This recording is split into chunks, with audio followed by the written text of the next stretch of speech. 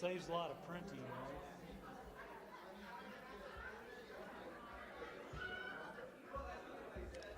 Good morning, everybody.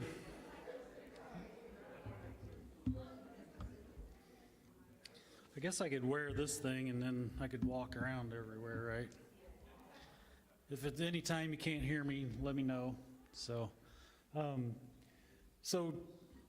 as you guys know, that whenever they must have been scraping the bottom of the barrel because they're trying to get me to do this. But anyway, always for me, part of the hardest part is just figuring out what are you going to do? How do you narrow it down to what are you going to say? Because there's just so many things to say that narrowing it down and trying to stay on a track is always difficult for me. I'm a little ADD anyway, so it's hard for me to narrow it down. But anyway, so what I wanted to do is Clint and Zach, they did the series on baptism, and then they talked a little bit about the go part, right? So if we know we need to be baptized, we know other people need to learn the gospel and follow the gospel and be baptized. It really doesn't do a lot of good unless we do what we're commanded, and that is to go, right? And so how many of us are comfortable going? Okay, that's about what you would expect. There's a few of you that might be comfortable, and a lot of us that are not comfortable going, right? So question for you guys, who here, when they buy a gas grill or barbecue grill, something that needs to be put together, has anybody ever bought any furniture from IKEA? Yeah, that's awful stuff. So when you got this grill or this kit from IKEA or Target or wherever home, how did you handle it? Did you put it on the floor, unpack it? Who got the instructions out? Let's see a raise of hands. A few. It does help to read the instructions first, but that's never how I start. How many of you unpack it, dump all the bolts on the floor, unpack all the hardware, throw the instructions out of the way so they don't get caught in anything, and then start to put it together? That's how I do it. How many of you got to go back, undo something so you can put the other piece on? That's how I go, right? So I get, the point of all that is you've got to get started. However you do it, if you have a good plan, if you have everything laid out, you got to go. If you just want to get it done and think you're smart enough to get it put together, which we usually find out we're not. But anyway, the point is we got to go. And that's hard. And I just want to walk through a few things. If we apply the who, what, where, when, how type stuff, and then what I want to get to is the why. And I think if we get to the why, I'm going to play a TED Talk. Actually, some of you guys may know the guy, Simon Sinek, but he gets to the why, and I think it's important for us to get there and to understand our why, and that'll make it easier for us to go. So, if we look at Matthew 28, 19, and 20, we're given a very clear instruction to go. And then if we look at who are we to go to, it says, so who's to go? Who goes? Us, everybody. I think that's implied. Some versions say go ye, so they don't, that there it isn't implied, but it's very implied in the scripture is all of us are to go. And then who are we to go to? He didn't leave anybody out. He didn't say, don't go to that group because they'll never believe you, or you're afraid of this other group, or whatever it is. He said to go to everyone. And then in Luke 19:9 and 10, he really defines it a little more and talks about we need to go to the lost. The lost are the ones that, of course, need to hear it. And how are we to know who's lost and who's not lost until we talk to those people?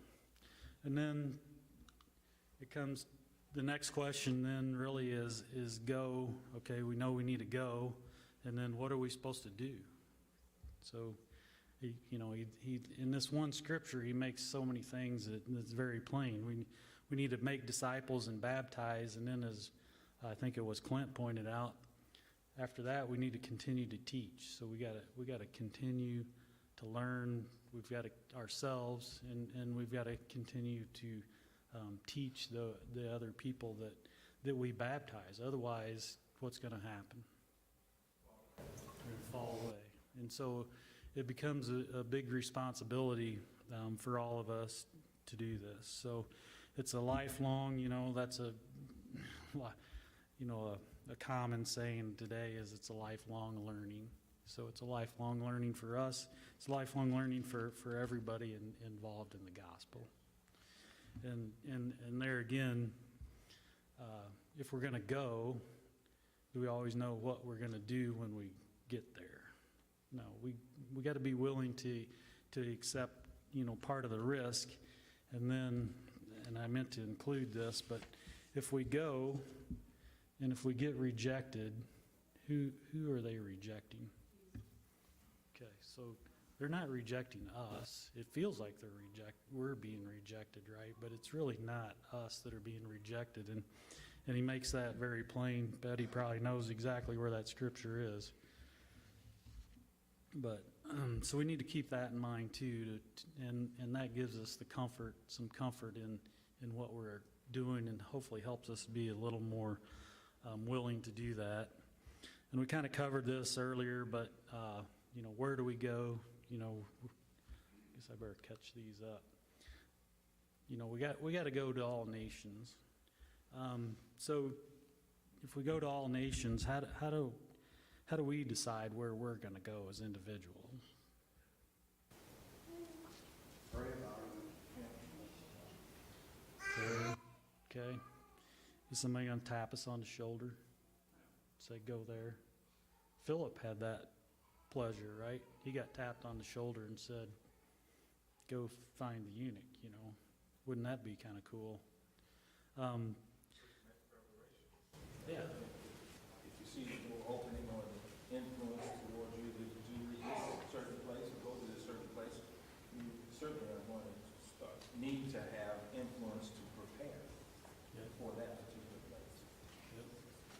And a lot of people don't feel they have enough confidence in Scripture to teach someone, so they don't go out and teach.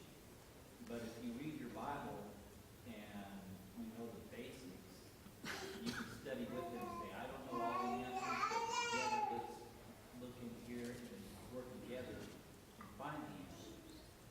And there's always, you can call Clint or Zach or somebody else and say, where's that scripture on such and such? I did that when I was younger. So that does help. So when we get to wherever we're going to teach somebody, it's not necessarily important that we have to know everything, right? That's what you're saying, is we don't have to know everything. The important thing is we go. Does anybody know what a black swan is? Anybody ever seen a black swan? Did you know there were black swans? No. So yeah. So when we're going to teach somebody, we're kind of looking for black swans, and whenever we run into one, don't get upset or flustered or whatever. Just there's always I'll go figure it out, and we'll get back to you. We'll study that some more together later, and they don't know everything, you don't know everything, and nor are you expected to. So it can be, it's just fine. The main thing is, again, that we go. So a couple Saturdays ago, Debbie and I had our tax appointment in Orange City. So Orange City's a little college town, and there's some nice little coffee shops and stuff. So after we got done with the taxes, they weren't quite as bad as we thought they would be. So I said, well, I guess I can afford to buy you breakfast now. So we were in a coffee shop, and we finally got our food. It was pretty busy for what I thought it would be, but so this girl, these two girls were sitting on a table for two right behind us. We were right along a window. We were sitting at a table for two. And the one girl was telling the other girl about her experience of talking to another person about Christ. And she was talked fairly loud, so it wasn't hard for me to eavesdrop on her conversation. But she was telling her friend how she had been told to go talk to this person. So she was told to go, right? So whatever that looks like, to her, she believed that she was actually being told to go talk to this person, and so she did. And she was relating a lot of the conversation that they had. And I don't know exactly all of her motives. It doesn't really matter. But the point is, she was listening, and my wife says I have that problem of listening. I don't know that I've ever been told by God to go talk to somebody, but I'm sure I have been, and I didn't pay attention. So that comes back to the where is the opportunity. So are we looking for those opportunities? Are we looking for however God leads us down the path, or are we looking for those opportunities to be led to somebody else that's looking to learn about God?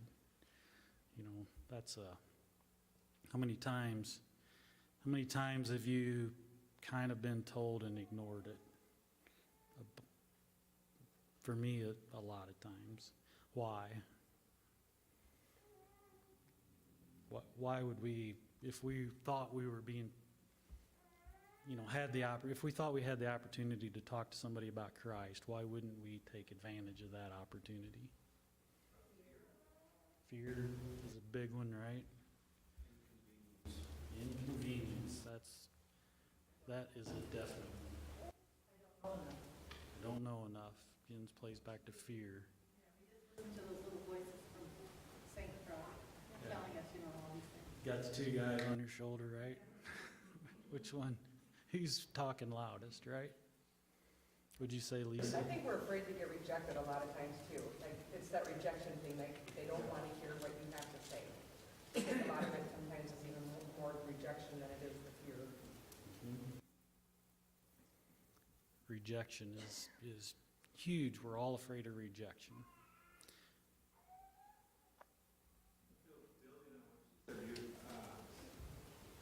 When you start talking to them, like, I've already heard this before, that you don't, and I'm, no, you haven't.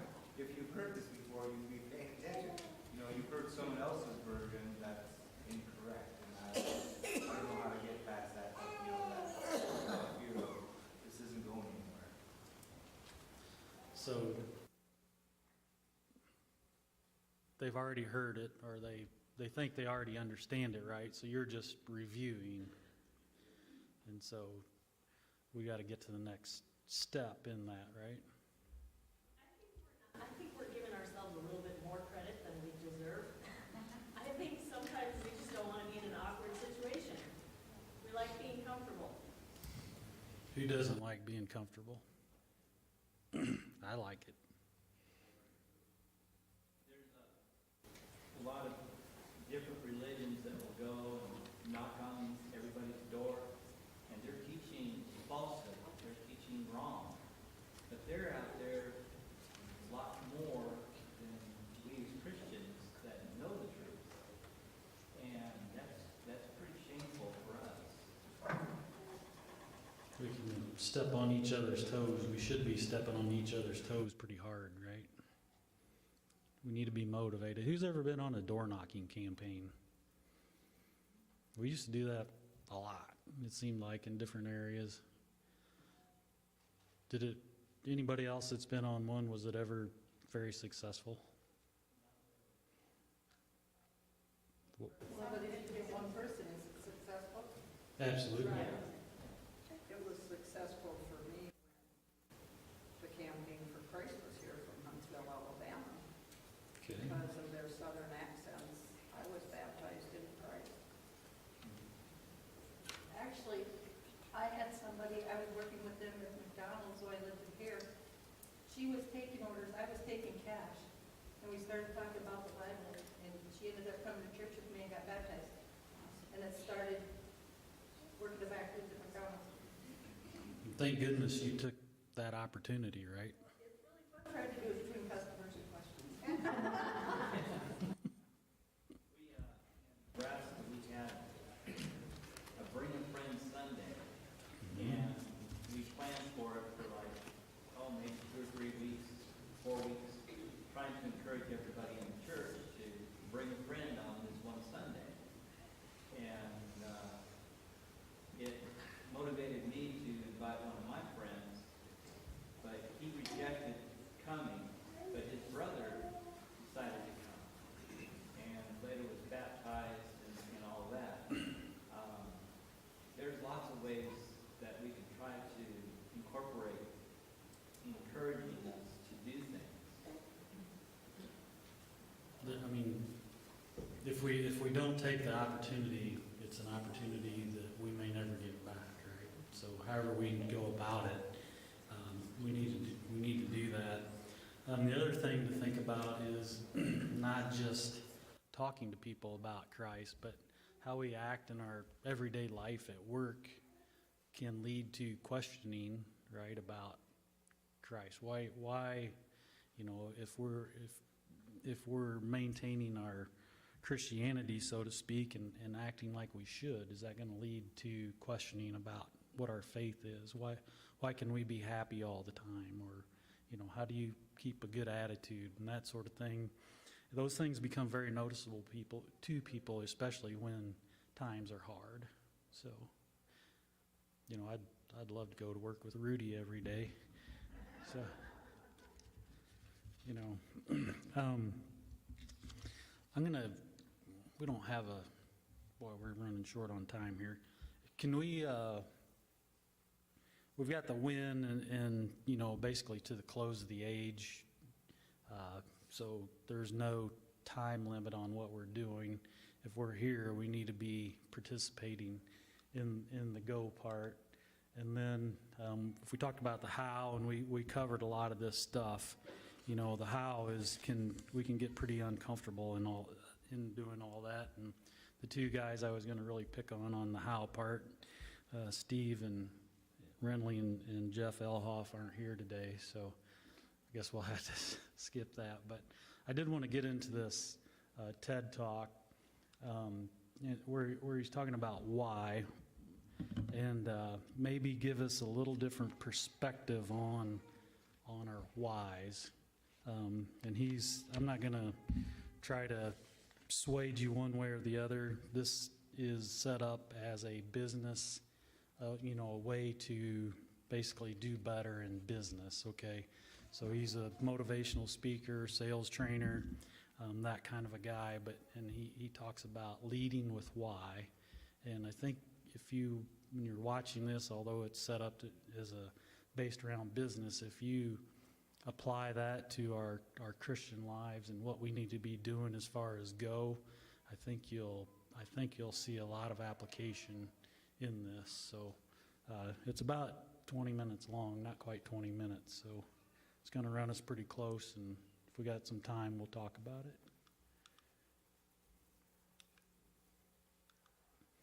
Whoops,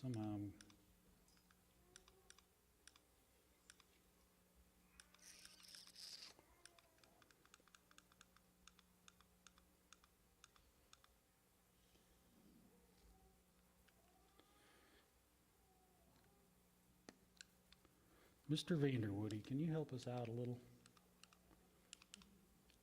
Click. See if you can just click on that. Whoop. Go back. See if you can just click on that link. I don't know if it'll work or not. Should have tried it, I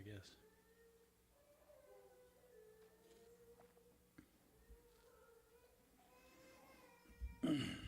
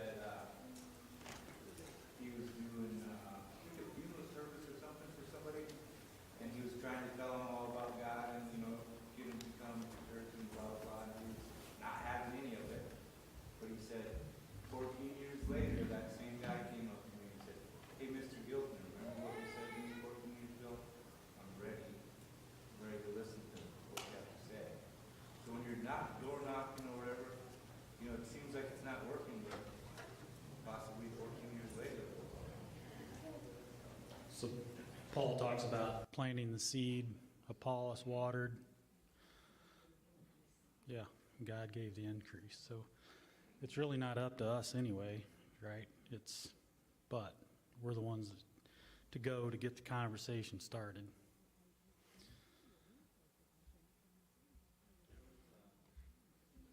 The woman at the well, you know, when she was talking to Jesus, she didn't know all the answers, but she was excited about what she learned, and she went and talked to people in the city and got all of them to come see Jesus. And many people were led by her excitement about being a Christian. Yeah.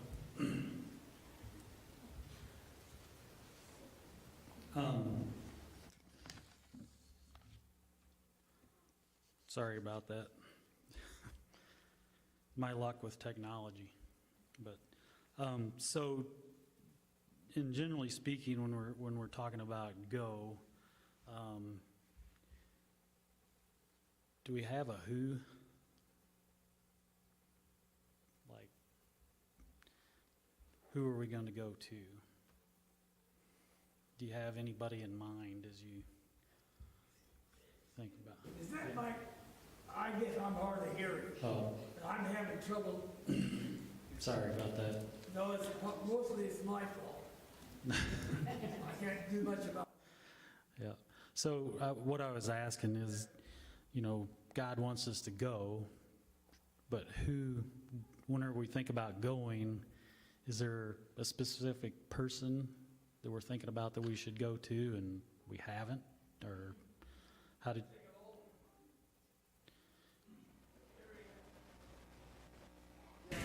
And of course, the academic, insecure part of me was like, you're going to call me a... Let's, really? What if, So I'll start with this. A couple of years ago, an event planner called me because I was going to do a speaking event. And she called and she said, I'm really struggling with how to write about you on the little flyer. And I thought, well, what's the struggle? And she said, well, I saw you speak, and I'm going to call you a researcher, I think, but I'm afraid if I call you a researcher, no one will come because they'll think you're boring and irrelevant. And I was like, okay. And she said, but the thing I liked about your talk is, you know, you're a storyteller, so I think what I'll do is just call you a storyteller. And of course, the academic, insecure part of me was like, you're going to call me a what? And she said, I'm going to call you a storyteller. And I was like, oh, why not Magic Pixie? I was like, let me think about this for a second. And so I tried to call deep on my courage, and I thought, you know, I am a storyteller. I'm a qualitative researcher. I collect stories. That's what I do. And maybe stories are just data with a soul, you know, and maybe I'm just a storyteller. So I said, you know what? Why don't you just say I'm a researcher storyteller? And she went, there's no such thing.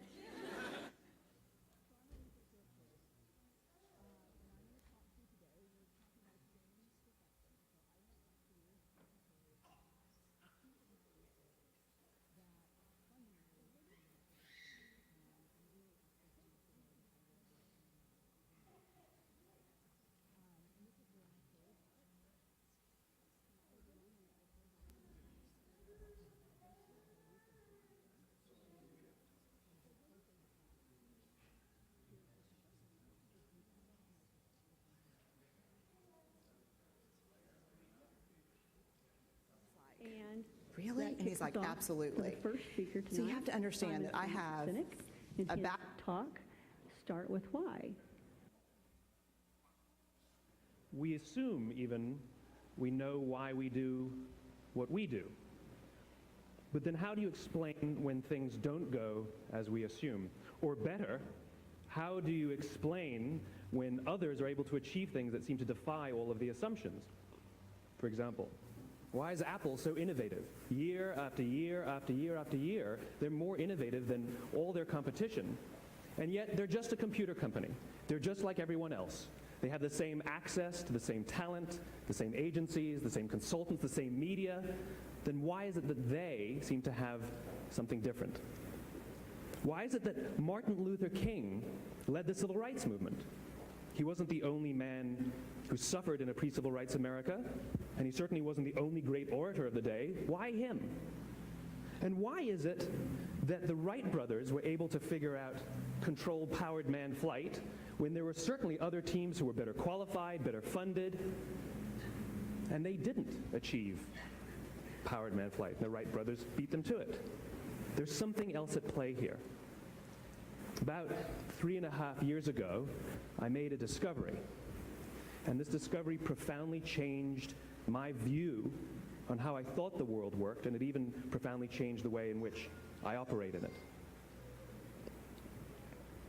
As it turns out, there's a pattern. As it turns out, all the great and inspiring leaders and organizations in the world, whether it's Apple or Martin Luther King or the Wright brothers, they all think, act, and communicate the exact same way, and it's the complete opposite to everyone else. All I did was codify it. And it's probably the world's simplest idea. I call it the golden circle.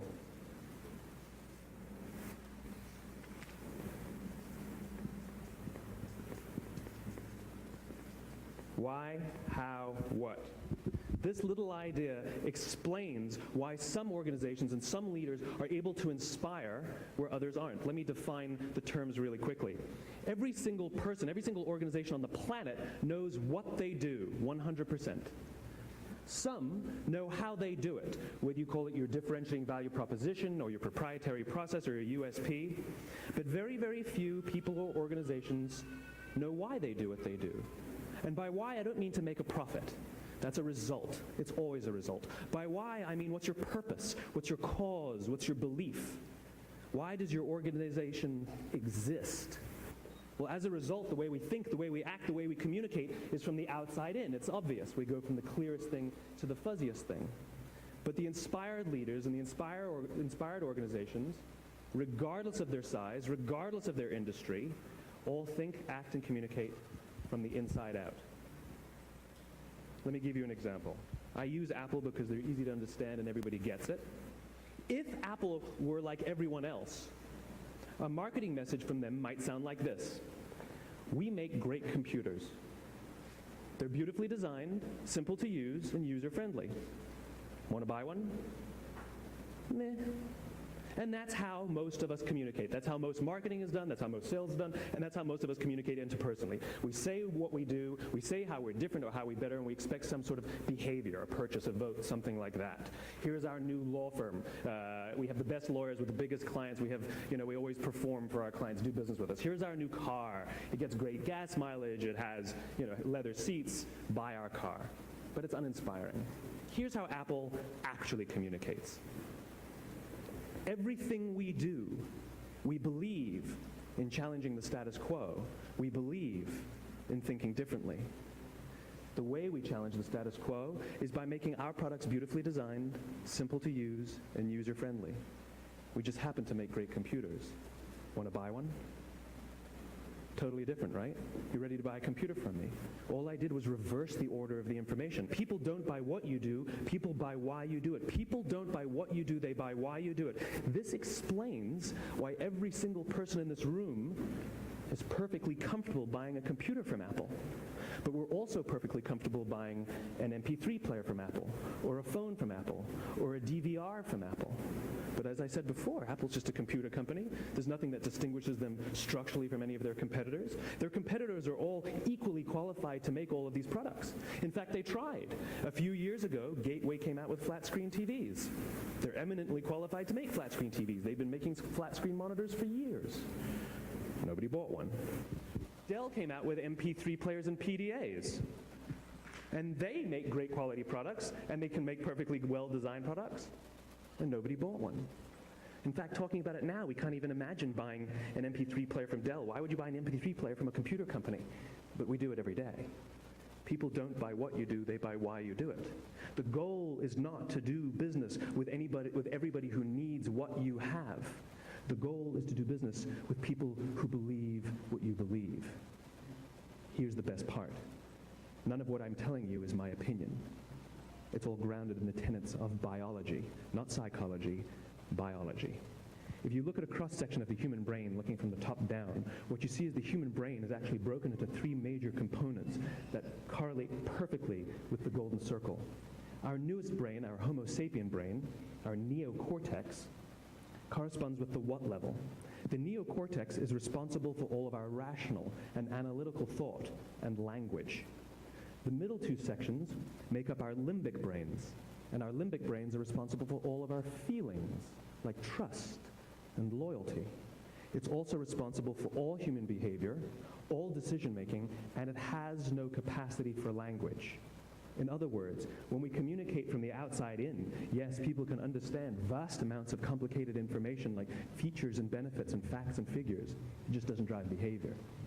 When we communicate from the inside out, we're talking directly to the part of the brain that controls behavior, and then we allow people to rationalize it with the tangible things we say and do. This is where gut decisions come from.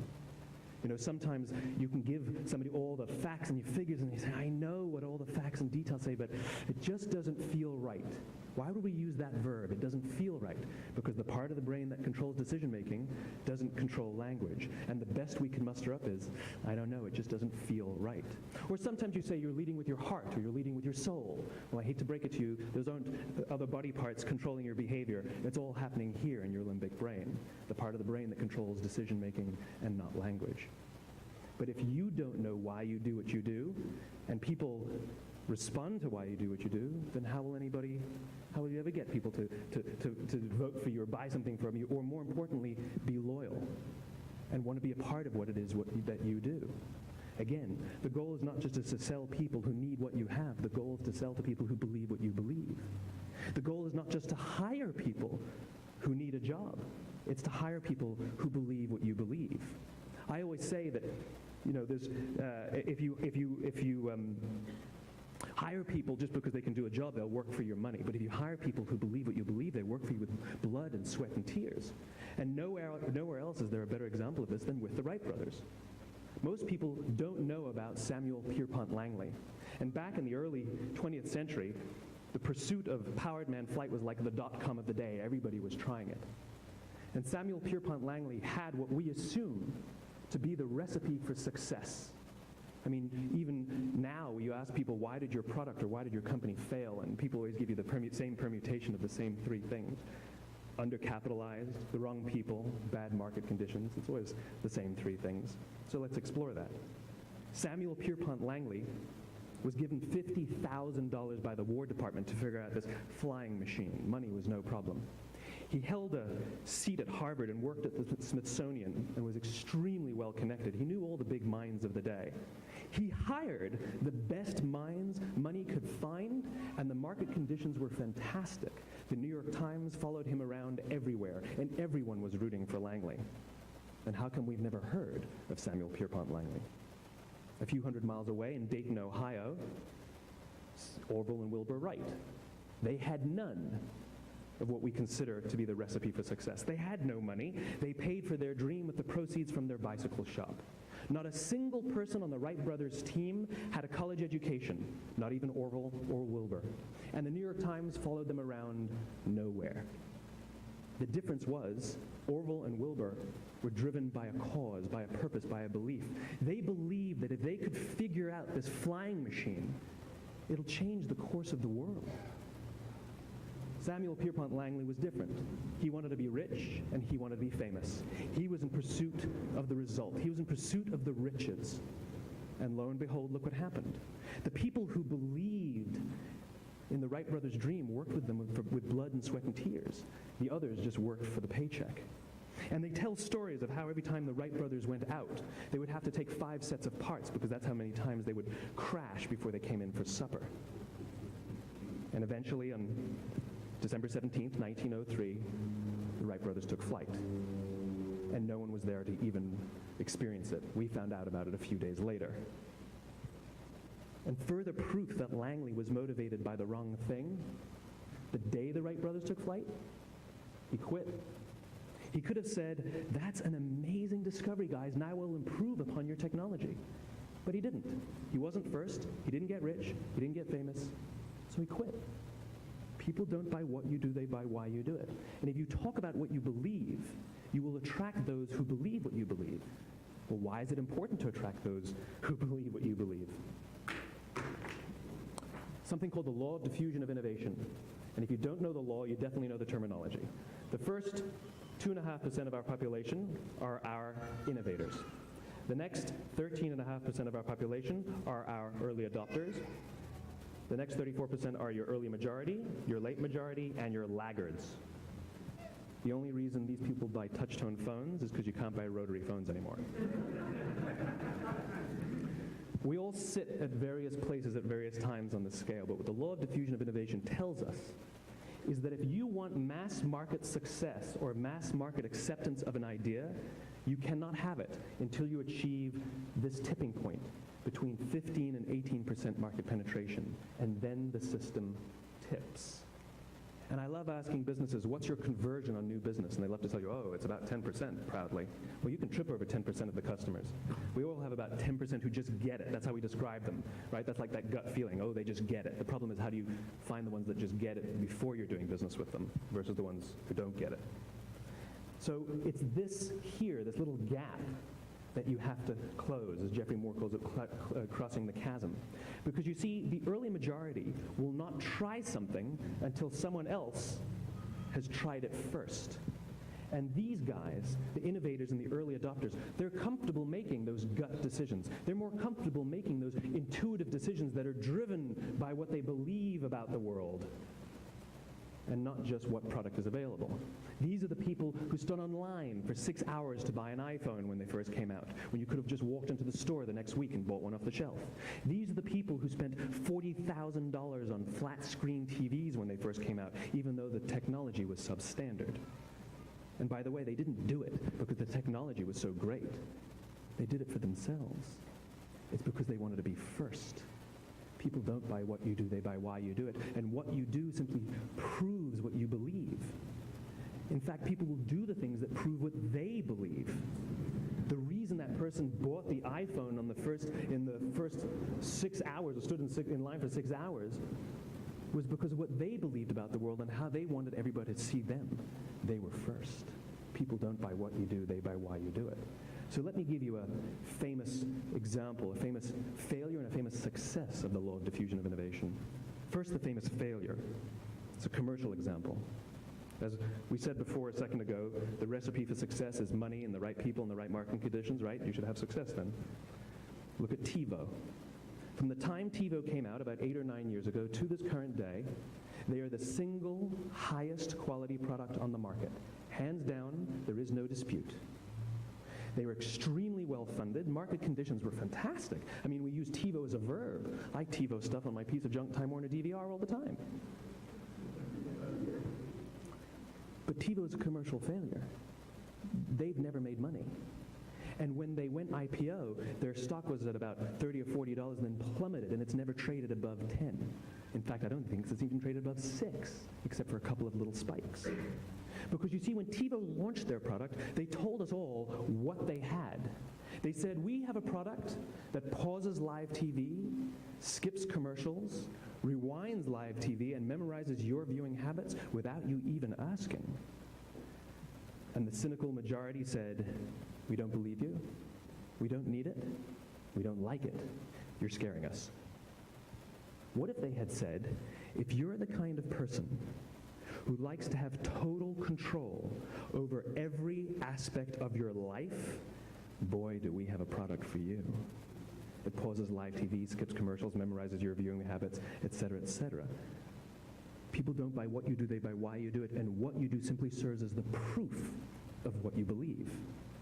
Now let me give you a successful example of the law of diffusion of innovation.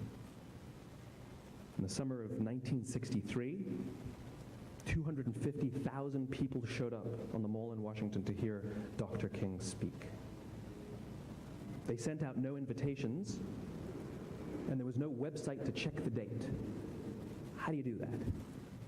Well, Dr. King wasn't the only man in America who was a great orator. He wasn't the only man in America who suffered in a pre-civil rights America. In fact, some of his ideas were bad, but he had a gift. He didn't go around telling people what needed to change in America. He went around and told people what he believed. I believe, I believe, I believe, he told people. And people who believed what he believed took his cause and they made it their own, and they told people. And some of those people created structures to get the word out to even more people. And lo and behold, 250,000 people showed up on the right day, on the right time to hear him speak. How many of them showed up for him? 0. They showed up for themselves. It's what they believed about America that got them to travel on a bus for 8 hours to stand in the sun in Washington in the middle of August. It's what they believed. And it wasn't about black versus white. 25% of the audience was white. Dr. King believed that there were 2 types of laws in this world, those that are made by a higher authority and those that are made by man. And not until all the laws that are made by man are consistent with the laws that are made by the higher authority will we live in a just world. It just so happens that the civil rights movement was the perfect thing to help him bring his cause to life. We followed not for him, but for ourselves. And by the way, he gave the I have a dream speech, not the I have a plan speech. Listen to politicians now with their comprehensive 12-point plans. They're not inspiring anybody. Because there are leaders and there are those who lead. Leaders hold a position of power or authority, but those who lead inspire us. Whether they're individuals or organizations, we follow those who lead, not because we have to, but because we want to. We follow those who lead, not for them, but for ourselves. And it's those who start with why that have the ability to inspire those around them or find others who inspire them. Thank you very much.